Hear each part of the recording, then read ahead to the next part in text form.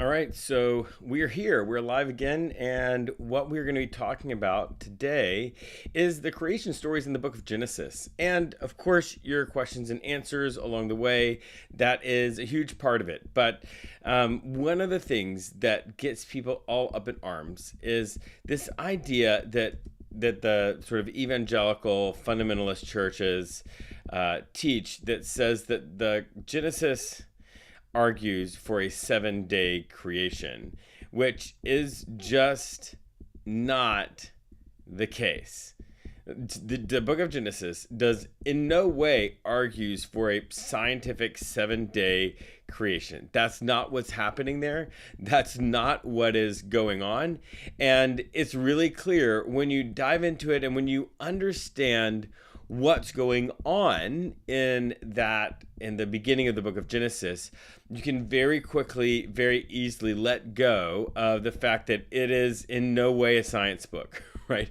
Genesis is not giving you scientific information, and yet it is true. But things can be true in multiple ways, right? There's a way that something can be true, like an IKEA manual, right? That this is literally true and it happens exactly this way. And then things can be true like poetry, right? Things can be true in the way that a Shakespearean sonnet is, or the way the book, a novel like Harry Potter is. There can be deep truth in that, even though those things didn't happen. And nobody is arguing that there is some sort of science that you need to believe in the book of Harry Potter, right? Or that there is some sort of science that's coming through the the I just heard that there's some sort of feedback. I'm not really sure what's going on, but hopefully you guys can be able to deal with that. But yeah, so we've got so today we're gonna actually walk through this idea that of the book of Genesis, and we're gonna explore that first chapter of Genesis. But let's just be clear before we get started that right now we're talking about a text that was written well over 1,000 years before, the scientific method was invented. Okay, so that's really important because since the scientific method didn't exist, right, you cannot expect to find scientific answers. Now, here's the thing. When we're talking about the book of Genesis, you've got to understand the way that the people understood the earth to exist, right? So this is, thousands of years before the scientific method was ever invented. And this is the ancient Near Eastern world, and they had a specific worldview. And by worldview, I don't mean like just their ethic. I mean like a view of how the world actually existed in its physical form. So in this part of the world, at this time, they believed that the earth was flat, right? It's not flat. Let's just be clear. I don't know why we're arguing about that still, but the earth is not flat, but they believed it was flat. And they believed that the earth sat on top of these pillars that were in water. And that area, the underworld, was called the deep. It was called the waters. It was called Sheol. All those terms were used to describe that underneath part. Now, they believed then that you had the earth and there was waters, and if Sheol, if the waters broke forth, there was great floods, and that whenever a flood happened, that's what was happening. And so the waters were also symbolized chaos a lot of times in the ancient Near Eastern world. So you've got Sheol, the deep, chaos underneath the earth and the land and the trees, but over that was a clear dome that was called the firmament. And that clear dome was it was thought to have water above it. That was why the sky was blue. And there were windows in that dome, and when the windows were open, what happened? Yeah, rain. It all makes sense. And without the ability to know that the earth is round, without the ability to understand orbits, or even condensation and precipitation, all of that seems to make a lot of sense, right? The earth is flat, the clear dome, the water's above, the water's below. What's below the water's below? We don't ask that question. We don't talk about Bruno. But that is the way that they understood the world to exist in its physical form. All right. That's important because when we turn to the book of Genesis, we're going to be reading in that first chapter of Genesis something that is being spoken to people who view the world that way: the flat earth on top of the water, and the clear dome with the water above. So this is the assumption, right? When people are reading it, that's the mental picture, that's their understanding of the world. And so let's just be clear, they're not this passage is not pushing back against the way they understood the world to exist. Okay, this passage isn't talking about that. It's not going to push back. It's not like God is going to be like, oh, I'm sorry, you have this way of viewing the world. Before we talk about anything, let's talk about precipitation. Let's talk about gravity. No. The person who wrote this book is writing it from that perspective to those people. That is assumed in this work. Now, whenever I say that, people will say, well, where is that in the Bible? It's not in the Bible. It's not in the Bible because it's an assumption. You find that through sociologists, through anthropologists. You find that through the academy, the religious academy. And every Old Testament class that studies this is going to study that. It is widespread. It is just widely accepted. So it's not something that is really up for argument at this point. All right. So let's dive in, because the very first word, the very first word in the text, in the first verse, it's a challenge. It's a challenge to a way a lot of people have thought about it. And now remember, I'm going to read from the New Revised Standard Updated Edition. This is what the academic community says is the most accurate English translation. The least accurate English translation available right now on the market is probably the King James Version. Don't be reading into that. New International Version is problematic. All kinds of identity politics that are like wrapped up in that. The ESV version grew out of a sort of conservative reaction to some of the changes that were going to be proposed in the New International Version. It's a mess. This one is created by the Religious Academy, the New Revised Standard Updated Edition. And it's important because when you're reading an English translation, you want it to be accurate and to not bring a lot of biases into the text. So, Genesis chapter 1, verse 1, it says, "When God began to create the heavens and earth, the earth was complete chaos, and darkness covered the face of the deep, while a wind from God swept over the face of the waters." Now, this is important. Other less accurate translations will say, "In the beginning, God created the heavens and the earth." That's not the right way to translate that. and it may seem like you're splitting hairs, but it doesn't, because it has a fundamental difference in how people can understand this. So instead of "in the beginning, God created," this more accurate version says, "When God began to create the heavens and the earth." When God began to create. So the idea is that this is implying that there was substance. There was stuff there when it began. This is not creation out of nothing. God didn't create from nothing. There is stuff there. The chaos, the deep. There is all of the stuff there. And now, this is the story of when God began to create, not when God invented everything from scratch. Okay? This is important. There's this theological concept of creation ex nihilo, which is not accurate. It's important also when we talk about who we are and how God interacts with us. This idea that God is creating from something, not the sort of genie in a bottle that magically creates, but instead God is creating like from a substance. So from our lives, from our choices, whatever, God co-creates. God creates out of the stuff of our lives. That's a really important shift that happens when you have this more accurate translation, when God began to create. So it says, when God began to create the heavens and the earth, God said, let there be light. And there was light. And God saw the light was good. God separated the light from the darkness.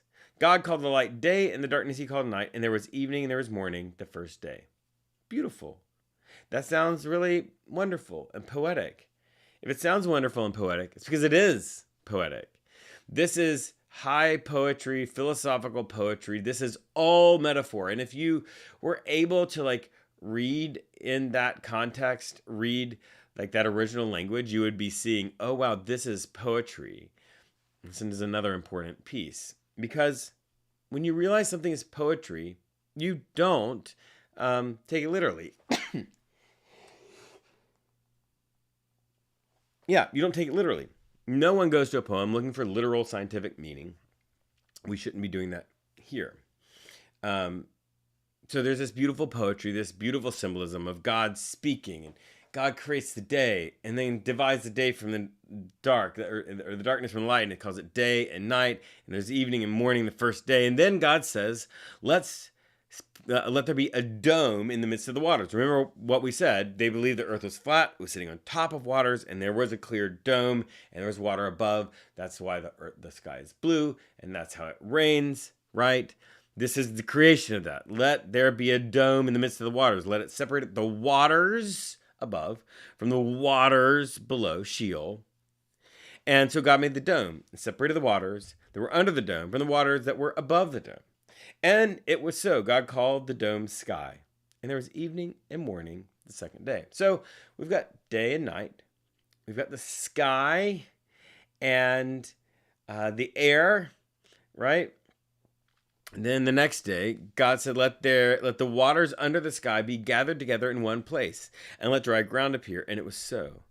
God called the dry land earth, and the waters that were gathered there he called seas. And God saw that it was good. Then God said, let's put forth vegetation, plants, all of the plant stuff.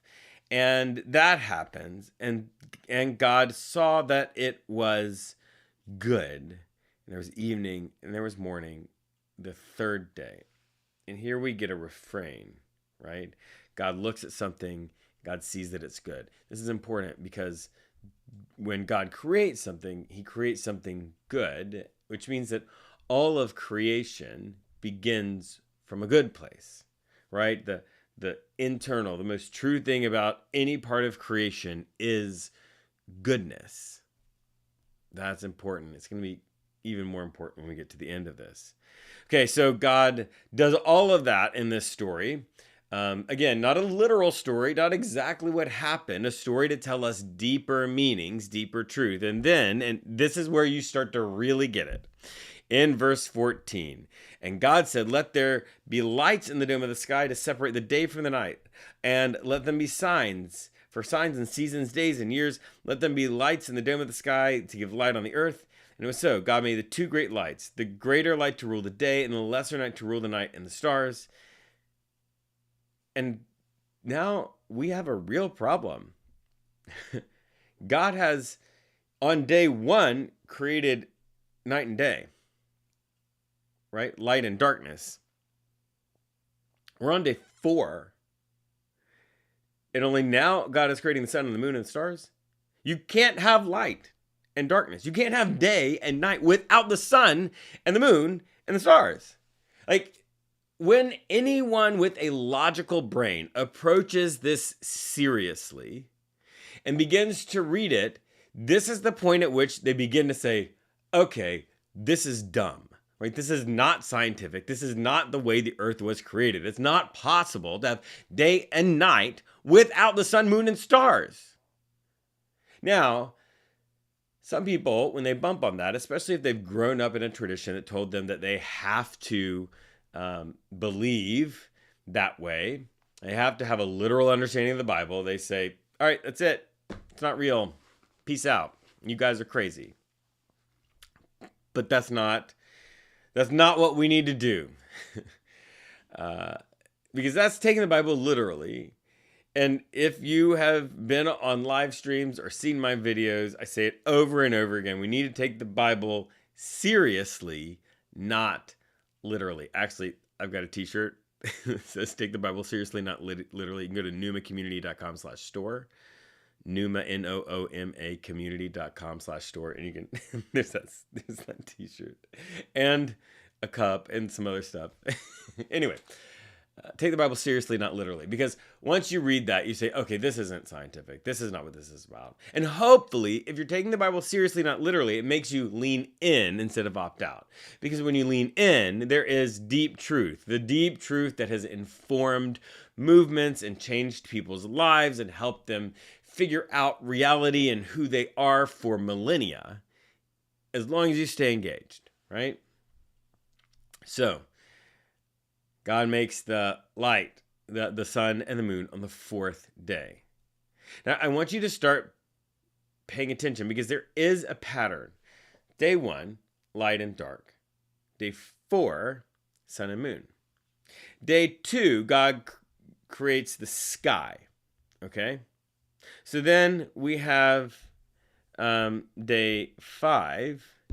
Says, and God said, let the waters bring forth swarms of living creatures. Let the birds fly above the earth across the dome of the sky. So God created the great sea monsters. Remember, these are the waters in the sky that God created in the second day. God created the sea monsters and every living creature that moves of every kind with which the waters swarm, and every winged bird, and God saw that it was good. All right. Day 1, light and dark. Day 4, sun and moon. Day 2, waters and sky. Day 3, water creatures and birds. Are we seeing it yet? So not day 3, day 5. So then let's get to day 6. Day 6. And God said, let the earth bring forth living creatures of every kind, cattle and creeping things and wild animals of every kind. And it was so. God made the wild animals of the earth, every kind of cattle, all of that. So remember, day 1, light and dark. Day 2, waters and sky. Day 3, dry land. Okay. Then day 4, we have day 4. So wait, we've got day 1 is sky, and I'm sorry, is the sun is the light and darkness. Day 2 is the water and the sky. Day 3 is the land. Then day 4 is the sun and the moon. Day 5 is the birds and the sea creatures. And day 6 is all the land animals. Do you see what's going on? The first 3 days set up realms, and the second 3 days set up the beings that occupy those realms. And ultimately, the way it is coming across is not just that they occupy them, but they are the rulers of the realm. Like God sets the sun and the moon to rule over the day and the night. God puts the fish and the sea creatures to rule over the sky and the sea. And God creates the land animals to rule over the land, right? That's what's going on. But that's not the end of this story. The end of day 6, it says, then God said, let us make humans in our image, according to our likeness, and let them have dominion over the fish in the sea, over the birds of the air, over the cattle, over all the wild animals over the earth, and over every thing that creeps on the earth. So let's pause for a second. Right there's one thing we want to point out. It says, God said, let us make humans in our image. That plural, it is not referring to the Trinity. There is a divine plural. It's like a way of making God even higher than humans, higher than normal things. And the divine plural, it is a way of sort of making God more weighty. Not saying that God is a Trinity or is multiple people. So just got to put that out of your head. That's something that people after in the 300s, when the idea of the Trinity was really taking root, would go back now and read that into the text, but it's actually not there. So in this last piece, God creates, it says in verse 27, God created humans in his image. In the image of God, he created them. Male and female, he created them. There's a lot in that one piece. Remember, first off, humanity is created in the image of God. And I love that because there is gender diversity in the image of God. Even though later God is primarily referred to with male pronouns, he is also given female imagery. He is given imagery in the book of Exodus. He is assigned what's called common gender in Hebrew, which is not neuter, not no gender, but all genders, right? So they, them, I think, are the pronouns for that. So God is, we are made in the image of God, and in that image, there's all kinds of gender diversity. And the other thing, though, is that the God is seen here as good. And what it's saying is that when humanity was created, humanity, people, were created in the image of God. That means the image of God is the core part of people. That's the truest part. That the part that was there from the beginning was the image of God. And that image of God includes gender diversity from the beginning. And so then God says, be fruitful, multiply, take over the earth, care for the earth, right? That's the thing. The very first task that humans are given is to care for the earth. I think that's wonderful and beautiful because a lot of people want to act like environmentalism and taking care of the environment is somehow annoying or not responsible or not a good use of our resources. A lot of those people are Christians and you just want to point them back here to Genesis and say, no. That's the very first task that humanity was given.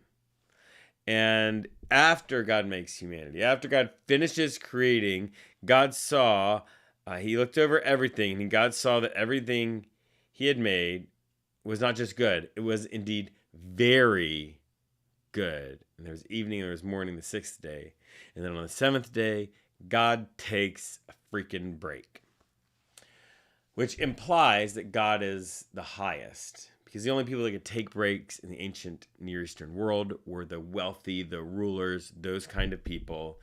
And that is that's a huge piece. Now, one of the things that I want to say about this is that what's happening here is different than what happens in the next story. And there are lots of discrepancies. Anyone who tries to harmonize those stories, say they are one story, they are just wrong. If you could read the ancient Hebrew, they are not the same, right? One is like this high poetic verse. One is like allegory. One is like just like the first chapter is written later, much, much later. It has a later form of Hebrew than the second chapter. The second chapter is older than the first chapter. And it's just fundamentally different, right? In the first chapter, Adam and Eve are created together. Second chapter, Adam's created, and then Eve is created from Adam. The sequence of events with all the creation stuff, totally different. Which is fine because this isn't a scientific text. The goal of this is to not look at it literally and say, okay, how was the earth was created? There was breath and there was dirt. No. That's not what this is about. This is a religious text. This is an ancient spiritual text. And those three words, ancient, spiritual, and text, are important. Ancient means it's not of today. You're not going to find modern science. You're not going to find any of that. Don't look for modern stuff in it. Number two, it's spiritual, not scientific. If you're going to a spiritual text looking for science, you are not going to find it. And then the third one is it's a text. This is words.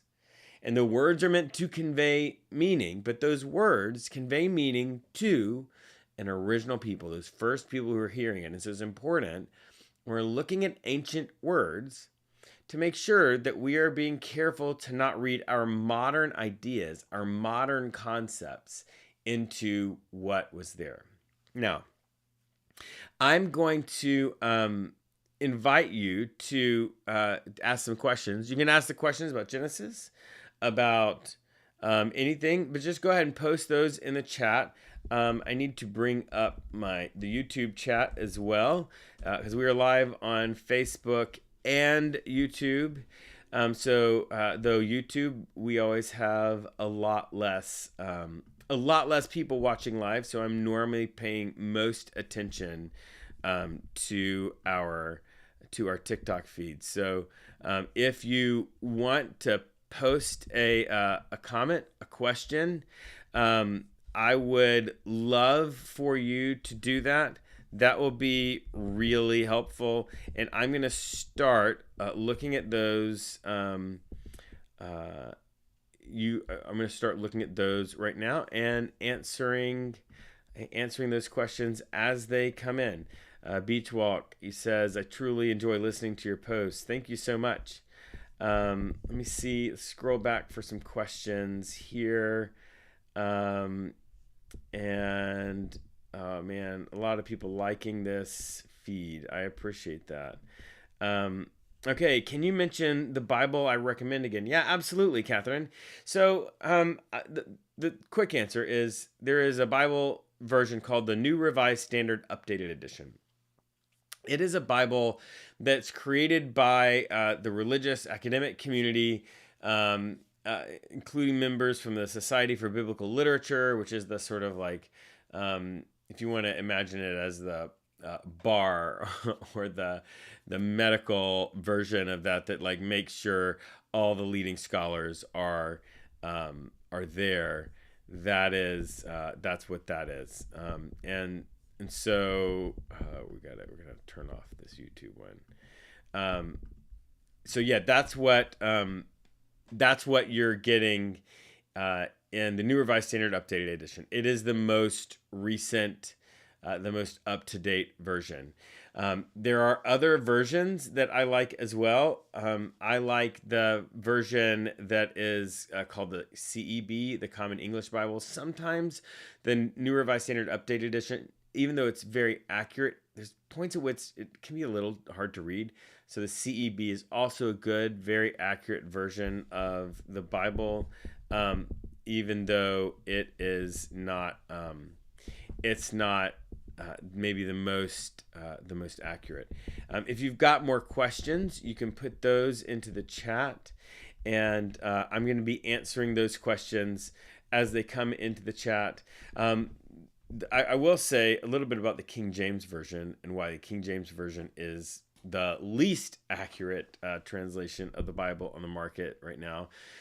A lot of people will think that the King James Version is actually more accurate because it was made a long time ago, and they think, okay, because of the distance in time backwards, that is somehow more accurate, right? Because it's an older translation.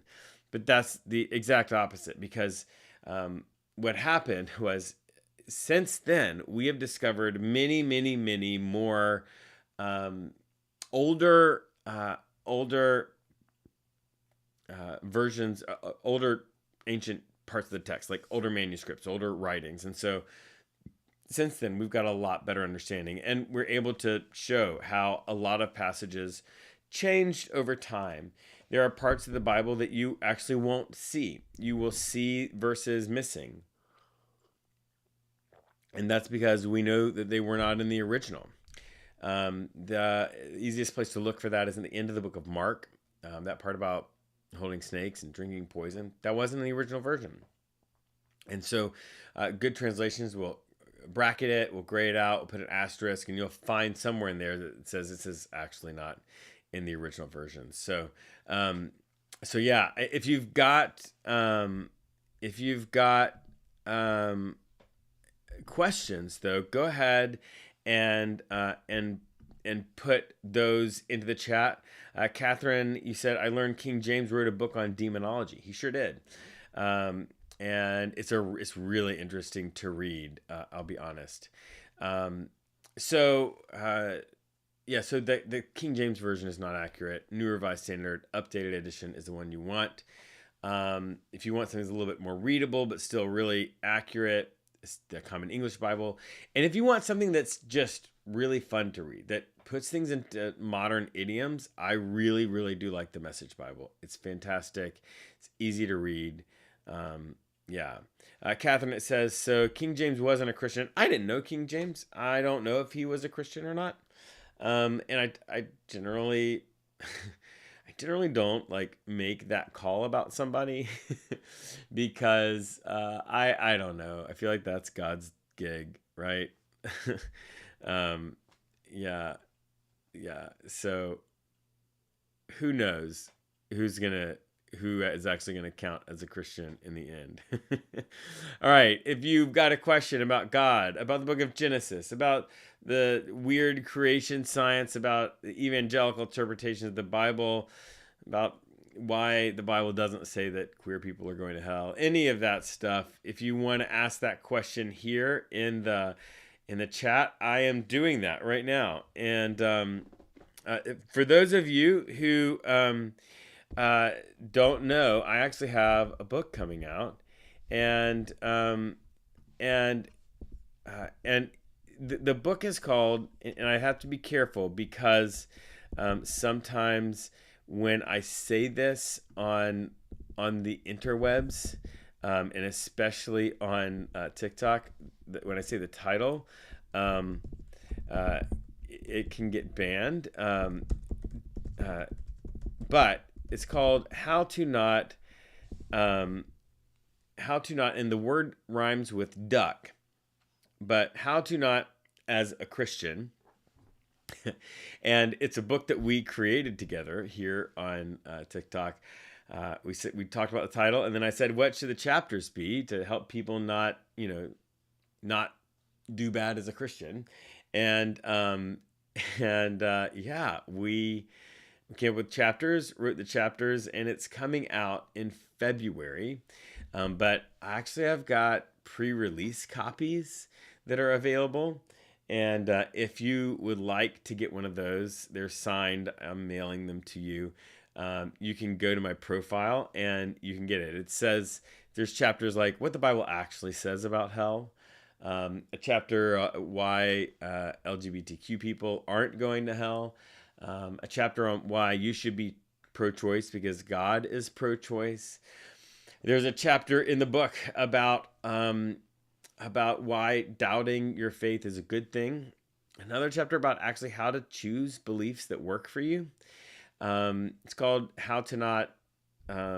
Yes, actually, my kitten, it's on Audible. And it's not supposed to release till February, but the secret is that it's already out on Audible. Why? We don't know, because Jeff Bezos does what he wants.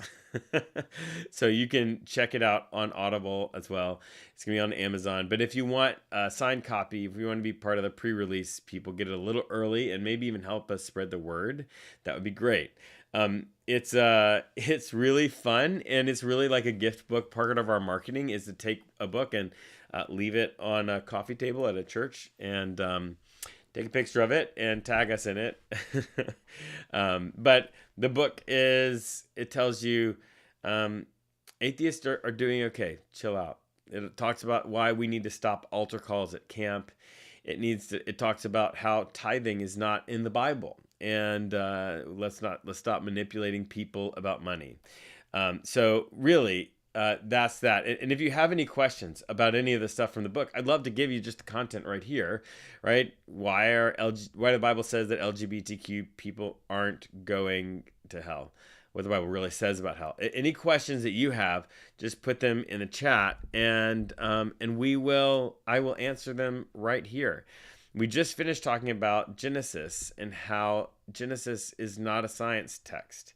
The Bible or the book Beach Walk is How to Not SUCK as a Christian. When I say the whole title, for some reason TikTok bans me for hate speech, even though we're trying to help people not suck. So you can look at that. There's also a link in my profile where you can get the pre-release copies of that book. That would be great. But yeah, that's the title. That's the name of the book. I'd love for you to check it out.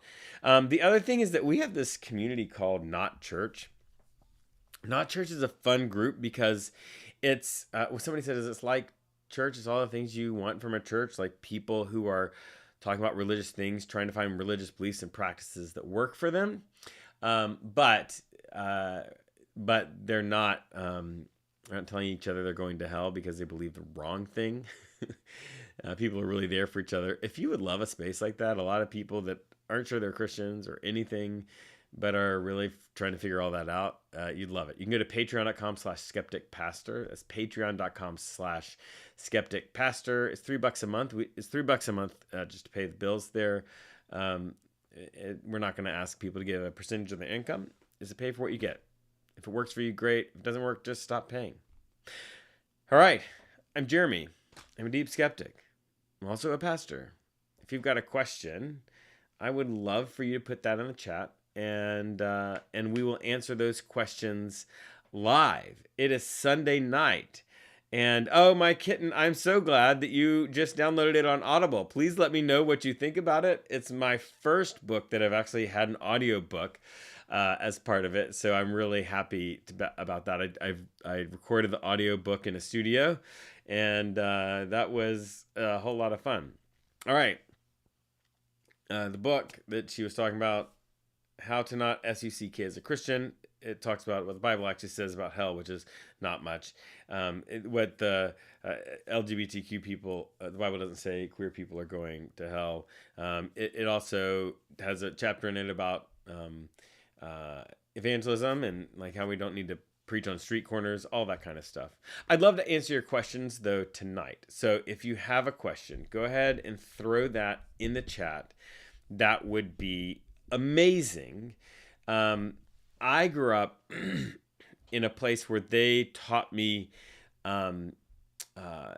creation science, which now I call creation pseudoscience because it's not actually science, because the book of Genesis is not in any way close to a science textbook. And anybody who tries to find science in the book of Genesis is just, well, they're just misinformed. They're taking the wrong approach, because Genesis is not a science textbook.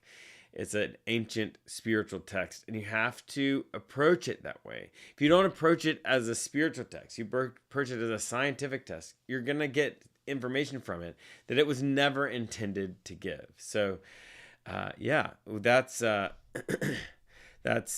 where we were headed. We talked about that a little bit earlier. If you've got a question, go ahead and put your question in the chat. I'm a deep skeptic, also a pastor. What I do is I try to help people find religious beliefs and practices that work for them. And one of the ways that you do that is by asking questions, having doubts, and having somebody explore those questions with you. So that's what I'm here to do tonight, to explore questions with you, to see what you've got on your mind. Catherine said, I had a pastor's wife say to me that Noah had dinosaurs on the ark. That is just not right. Noah did not have dinosaurs on the ark. Also, the ark didn't exist. Also, Noah, probably not an actual person. This story is to tell us something bigger. Noah's Ark, scientifically, was not able to house enough biodiversity to repopulate the earth. Just not possible. There is no geological evidence of a global flood. That's not possible. If there's no geological evidence of the global flood, if the boat isn't big enough to have enough species to repopulate the earth, let's just go with science, it's not possible. However, just because a text says something that's not scientifically true, that doesn't mean that it's not true. I mean, I've read Eragon. Eragon's about dragons, but Eragon is also true. Not scientifically true, but it's the same thing with the Noah story. It's the same thing with the book of Genesis. You don't take the Bible literally. You got to take the Bible seriously. That is the absolute key. Yeah, Catherine, pastor's wife just missed the mark that day. If you've got a question, comment on the Bible, on Jesus, Christianity, whatever you want, go ahead and throw it in the chat. We are answering those questions.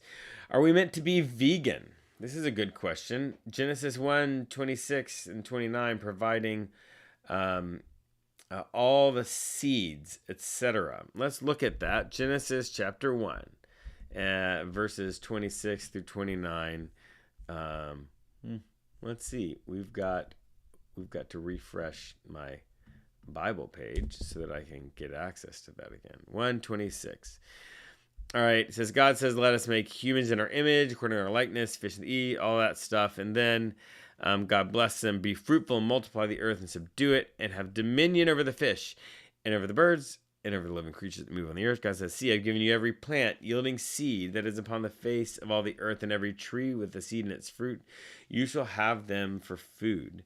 And to every beast of the earth, to every bird of the air, and to everything that creeps on the earth, everything that has a breath, I've given every green plant for food. And it was so.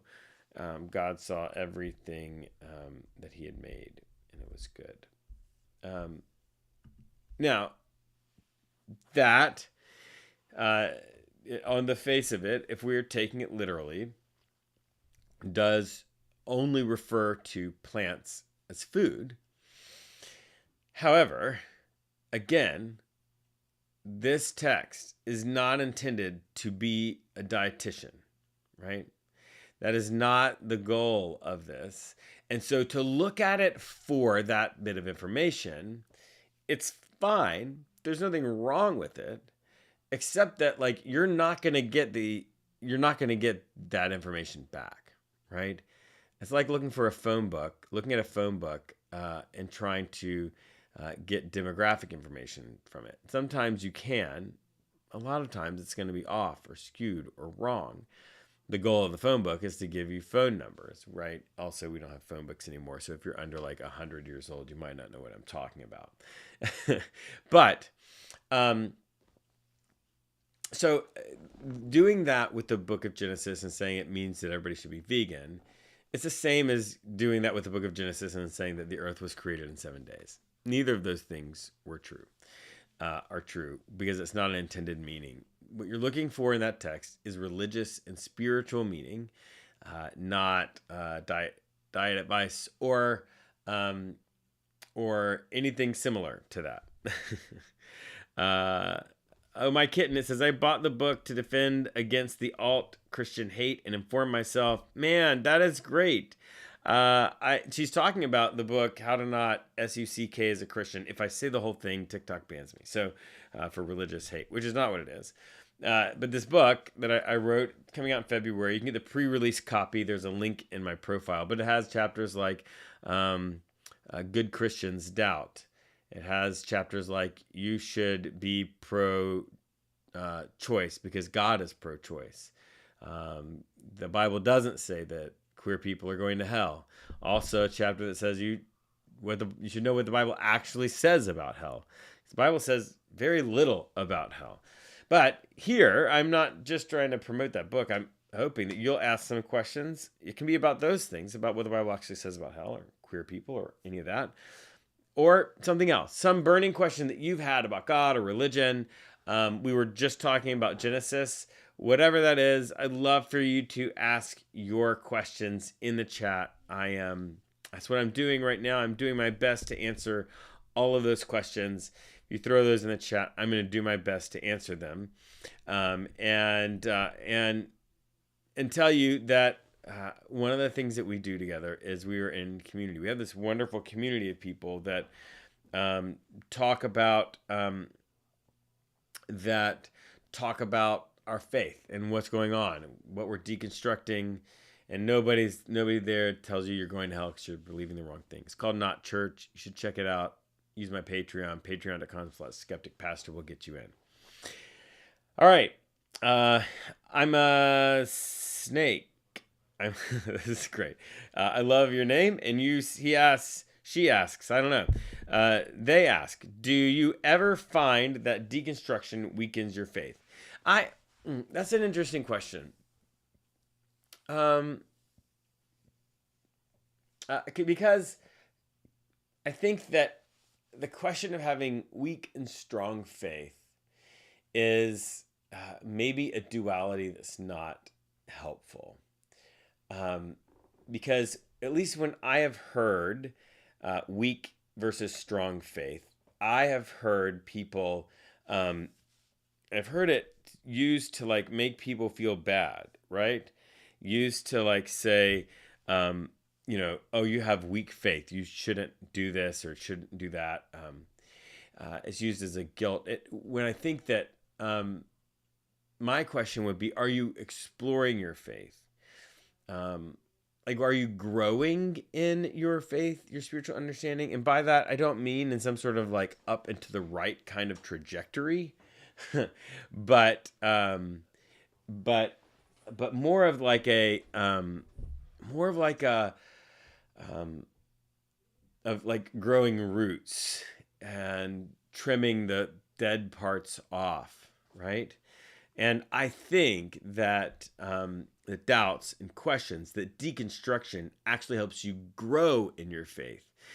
Weaken, I don't know that that's a helpful word because, like, if you're trimming a plant, sometimes maybe you're making it a little weak because you're trimming the dead part off. But it's ultimately more healthy and it helps it grow. I hope that helps a little bit. Here's I'm a Snake says, if we can't rely 100% on the historicity of the Bible, then how do we know it's true? This is a fantastic question as well. Man, you've got all the best questions. Okay, so you can't count on the historicity of the Bible in terms of modern historical values. Ancient historians had different values than we did. They were focused on telling the truth of something that happened, not getting the details right. And so if you wrote history that got all the details right and was very messy and the truth is unclear, modern historians would say you did a great job. Ancient historians would say you did a horrible job, because the goal of history was to tell the truth of what happened through the events of what happened. So they would tweak them, they would change them, they would put them in different orders, they would leave stuff out in order to tell the truth as they saw it. So just be clear that the historical values are different. The other piece is that you're defining truth very narrowly in that statement, and no judgment here. A lot of people do that. If the Bible isn't literally true, like if it says that Jesus dropped a rock, if you can't go and find the rock that Jesus dropped, if that didn't happen exactly like that, then it's not true. That's a very narrow version of truth. And spiritual texts are often not concerned with that kind of truth. Spiritual texts are concerned with deeper truths. Truth is about the human experience. Truth's about reality. Truth's about our own soul, about right and wrong, about how we navigate our relationships in the world, how we bring more justice into the world. Those are the truths that spiritual texts are trying to convey, not how many people died in this battle, right? And so looking for them in that sort of IKEA, very literalistic truth, it's a fool's errand, because you won't find it, and B, you will miss the truth that it does have. And the other thing is, when you don't find the literal truth, when the literal truth is wrong, people say, well, you can't trust it. Well, no, you can't trust it to find that kind of, you can't find scientific truth, right? Any more than if you open a science textbook and ask for it to tell you about your purpose in life and how that you should live in the world, or who God is. You're not going to find it there, right? You're going to find that in a science book. And so you could then, it's the same thing, say, well, you can't trust the science book to tell you the information. Well, of course you can't trust a science book to tell you religious information, because it doesn't have that data in there. In the same way, if you're looking for scientific data, or even the way that modern history approaches history, if you're looking for that data, then you're going to be disappointed. It's not in there. We are answering questions here. I'm a Snake. You are asking some fantastic questions. I'm new to Christianity and want to believe, but find it difficult. Hey, I find it difficult a lot of days of the week as well, right? It's okay. You can find it difficult. You can have doubts and questions. In fact, I believe that having doubts and questions about your faith is a sign of spiritual health, because it means that you are engaging deeply and thinking deeply about it. If you don't have doubts and questions, it probably means that you're not engaging deeply either in your faith or the sacred text or in your world, in the human experience. And so I'm glad to hear that it's not easy for you. Belief isn't easy for you because this probably means you're doing it right. I'm a snake. All right, let's scroll down and see some more questions. Brian FW, if one hasn't been consistent in prayer, is it still heard, or does one have to build it up? Yeah. Nope. As far as the Bible is concerned, God hears prayers, and has nothing to do with how often you do it, right? If you randomly pray, God hears it just as much as if you pray for hours every day. Yeah, so I hope that helps, Brian FW. And this is a problem with like this over spiritualization, because what happens is that people will start making these claims like, oh, I prayed for 6 hours today, I'm so close to God, right? And they will begin to teach as if God listens to your prayers more intently when you pray longer. That's just not there. And in fact, a lot of people treat prayer in a way that is very alien to the Bible. They treat prayer as sort of like God is a genie in a bottle. When in the ancient spiritual text of the Bible, prayer is about being with God, having a conversation, screaming and shouting, not just, Lord, will you heal my aunt? Lord, will you help me get this job? Lord, will you whatever, right? Prayer requests, right? I had a friend growing up with a notebook, and anytime somebody asked him for prayer, he'd write it down, and every day he'd open up his notebook and he'd say, God, do this, God, do this, God, do this, God, do this, right? That's not prayer. It's one piece of it, but that's not the thing. I'm a snake. Thanks. If I can ask a personal question, maybe. I answer some of these. I don't answer all of them. What is the basis for your faith? Why do you believe? This is a thing that changes for me. It changes for me day to day, week to week. There are times when I have lots of intense doubts where I don't know if God exists at all. There are times when I have less doubts about that. And for me, it all boils back down to a couple of things. And let me just be clear. This is not for everybody. I am not trying to universalize this. I'm not trying to say that this is what you need to believe or why you need to believe. But for me, it comes back down to a couple of things. Number one, throughout history, almost everyone has believed in some kind of religion, right? Like billions and billions and billions of people. There's just a tiny, tiny percentage of people, when you take it on the historical scale, especially, that didn't believe in God. And so for me, it takes a pretty high level of arrogance to believe there's nothing to that. And to say, and it would just take a lot for me personally to become like an atheist. So I hold on to that. And then I have found a lot of life. It had a lot of really wonderful experiences, real honest to God transcendent experiences in religious spaces. And when I think about those experiences, they may be weird. They may seem strange to me. They may seem strange if I told them to another person, but I can't deny them. I can't deny that they happened. And even though I can't explain them, maybe one day I will, and that will be one less thing holding me to the ground. They are a huge part of my life, and there's that, right? There's my experience. And then I have found a lot of life in my sacred text, the text of the religion that I followed, the Christian, the Bible, and it's really helped. understanding it deeply is what really helps. But um, and so that, and then spiritual practices. There's a lot of deep meditative practices that I do. Something called awareness meditation, some Buddhist meditation practices, some ancient Christian meditation practices that I find very amazing and have wonderful transcendent experiences. Um, so I so yeah, that's me. I don't like to call myself a Christian because that word has come to mean something in our modern culture, especially our modern political climate, that doesn't really describe me. What I've settled on is that I'm a practitioner of Christianity. That makes me feel a little bit better, although some people feel like it's just splitting hairs, and maybe it is.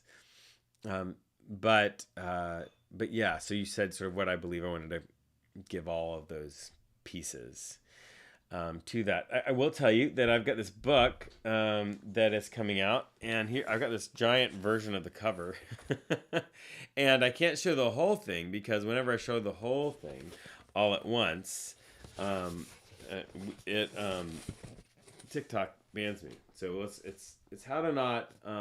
This is an S right here that I'm covering up as a Christian. And we actually kind of created this book together. We posted it. I got about 100 comments of chapter ideas, and we wrote it. And it's been a lot of fun, and it's coming out. You can, things like, you should be pro-choice because God is pro-choice. Uh, the Bible doesn't say that queer people are going to hell. You should know what the Bible says about hell. That's another chapter. You shouldn't stop preaching on the street corners. All of those things. It's really fun and in fact, many people are getting it as gift books for their family members.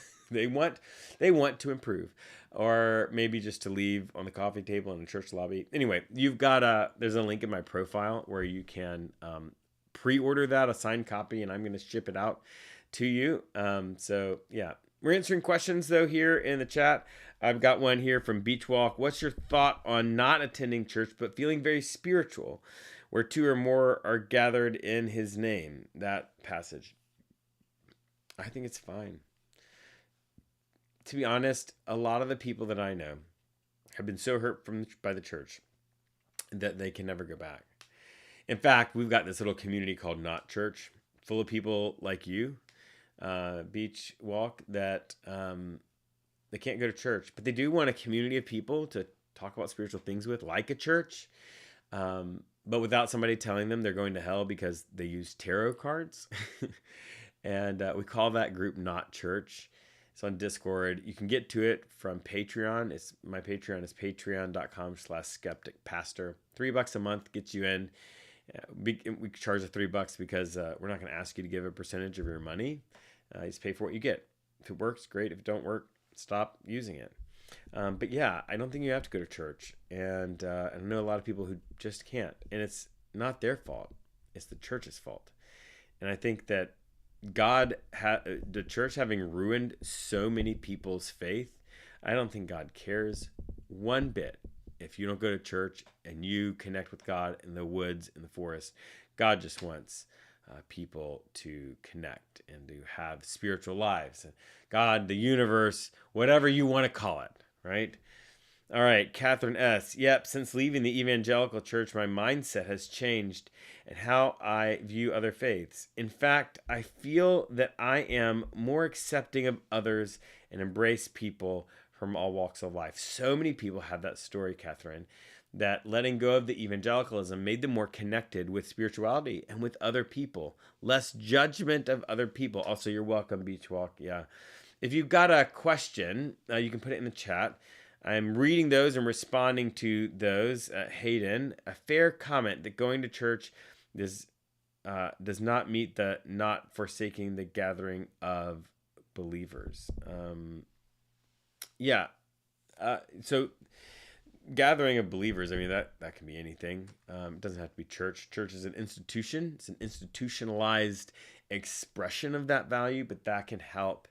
It can happen anywhere, including our Not Church group, the Not Church Discord. So you should check it out. It's like church, except people aren't telling you you're going to hell for doing the wrong thing. But we're really there for each other. Even just a little while ago, there's a place where we hold space for each other. And yeah. Hey, by the way, I think I'm going to close this live stream out by just holding space for each other. So if you've got something going on in your life that you would just like other people to do the thing, either pray um, or send energy or positive vibes or whatever the thing is, however it is, if you got something going on in your life right now, we want to hold space for that.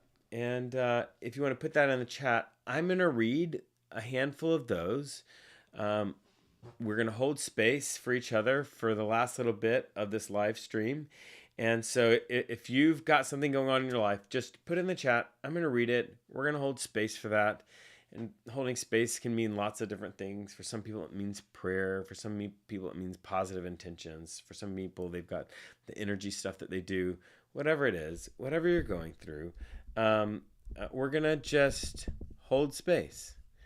We're going to hold space for each other in the chat. Yeah, so I'm going to edit this text and just make it say holding space.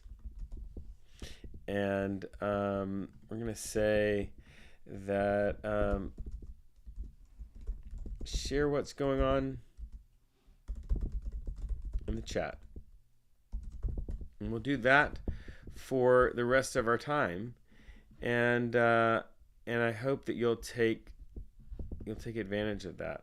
I'm going to read what's in the chat, and we're going to hold space for it. Morgan, my family needs a miracle.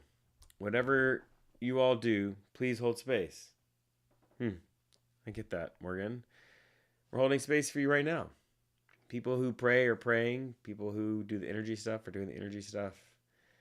Holding space for you right now. Brian FW, I am in 2 detrimental areas in my life.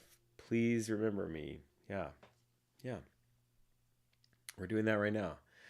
We're going to hold space for you, Brian, in those 2 areas. Pray, energy, intentions, thought, whatever it is that you do. Everybody on this podcast or this live stream is going to do that for you right now. I'm a snake. Thanks for doing this. Love your videos. I made a resolution to grow spiritually and learn more. Yeah. We are going to hold space for you, that you learn more. Yeah. Beach walk, grieving over the state of our country, extremely sad. Oh my gosh, me too. Yeah, we're going to hold space for that. My kids and I, please, my son's autism is making him aggressive and it's really hard. Oh, geez. I know that feeling. Yeah. That's really, really hard. So we're gonna hold space for that. Let's see. Need space for myself and for my family. We're holding space for you right now. The people who are praying are praying. The people who do the energy thing are doing the energy thing. Yeah.